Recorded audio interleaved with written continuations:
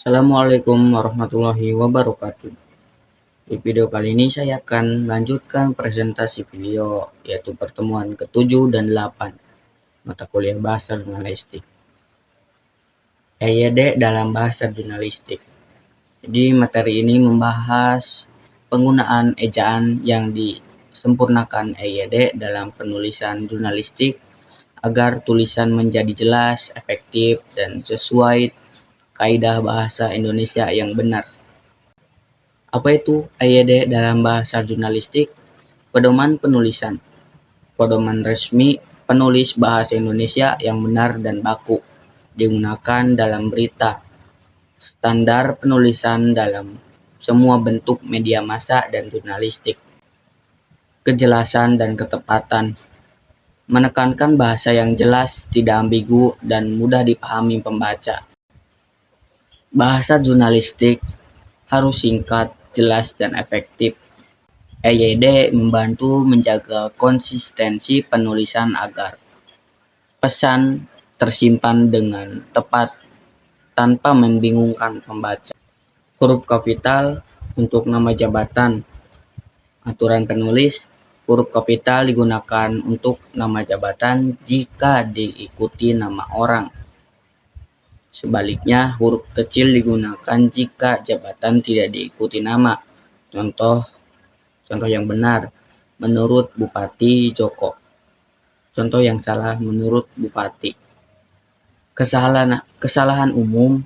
Sering terjadi kesalahan karena dianggap lebih sopan memakai huruf kapital dalam jurnalistik. Yang penting adalah aturan, bukan kesopanan. Ingat, menurut Bupati benar versus menurut Bupati salah. Huruf kapital, nama, bangsa, suku, dan bahasa. Kapital pada nama asli. Gunakan huruf kapital untuk nama bangsa, suku, dan bahasa asli. Bangsa Indonesia, bangsa Sunda, bangsa Jawa.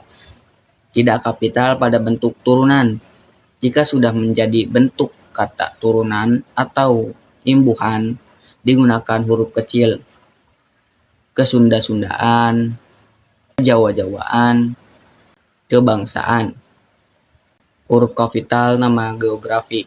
Nama diri, gunakan kapital untuk nama tempat resmi Gunung Merapi misalnya. Turunan umum, gunakan kecil untuk jenis produk. Kopi Bogor misalnya. Jika hanya menunjukkan jenis atau kategori, bukan nama tempat resmi, maka tidak perlu huruf kapital. Contoh, kacang Bogor. Benar itu. Bukan kacang Bogor. Huruf kapital bentuk ulang dan judul. Bentuk ulang sempurna. Setiap unsur ditulis dengan huruf kapital. Contoh, bangsa. Itu benar ya. Harimau tua dan ayam. Kata seperti dan, di, ke, dari tidak ditulis kapital kecuali di awal kalimat. Huruf miring dan kata turunan. Penggunaan huruf miring. Huruf miring tidak bisa digunakan dalam jurnalistik, hanya untuk hal tertentu saja. Nama buku atau koran, penegasan atau tertentu, nama ilmiah makhluk hidup. Contoh, majalah Semangat, Virus, Res, Soft 2. Penulisan kata turunan. Imbuhan harus ditulis sebagai dengan kata dasar. Penulisan kata turunan. Imbuhan harus ditulis serangkai dengan kata dasar. Kata dasar tetap utuh tanpa berubah. Benar, menulis, tambah tulis, salah, tulis. Kesalahan umum adalah memisahkan imbuhan, padahal harus digabung. Gabungan kata dan partikel. Kata majemuk. Kata majemuk ditulis terpisah kecuali sudah menjadi satu kesatuan makna. 2. Partikel lah, kah, tah. Partikel ini digabung dengan kata sebelumnya. Selanjutnya, kata pun. Kata pun ditulis terpisah dari kata sebelumnya. Singkatan, akronim, dan angka. Singkatan lembaga, huruf kapital tanpa titik untuk lembaga resmi. Contoh UI, DPR, MPR, KPK. tidak menggunakan titik dan penulisannya. Akronim resmi. Nama diri akronim menggunakan huruf kapital. Contoh BIN, BNN, BPJS. Untuk akronim yang sudah menjadi kata umum, tiang sipil. Penulisan angka.